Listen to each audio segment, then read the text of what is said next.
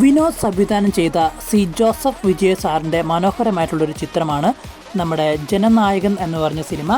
വിജയ് സാറിൻ്റെ ഒരു ലാസ്റ്റ് ഒരു സിനിമയും കൂടിയാണ്. ഇപ്പം CM ആയ ശേഷം എൻ്റെ മുമ്പ് അഭിനയിച്ച സിനിമയാണ് ജനനായകൻ എന്ന് പറഞ്ഞ സിനിമ. അത്യാവശ്യം കുഴപ്പമില്ലാത്തൊരു മാക്സ് എൻ്റർടൈൻമെൻറ്റ് സിനിമയും കൂടിയാണ്.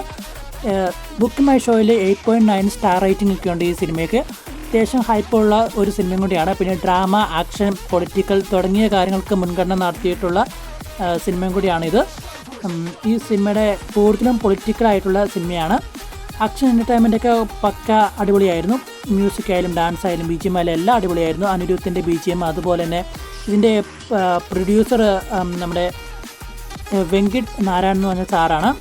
അത്യാവശ്യം കുഴപ്പമില്ലാത്ത കാസ്റ്റ് നിരകളൊക്കെ ആയിരുന്നു. മമിതയുണ്ട്, പൂജയുണ്ട്, അതുപോലെ തന്നെ ഗൗതം, പ്രകാശ്, ബോബിയാണ് ഇതിനകത്ത് മെയിൻ വില്ലനായിട്ട് വരുന്നത്. പിന്നെ തുടങ്ങിയ താരനിരകളുടെ ഒരു ചിത്രം കൂടിയാണ്.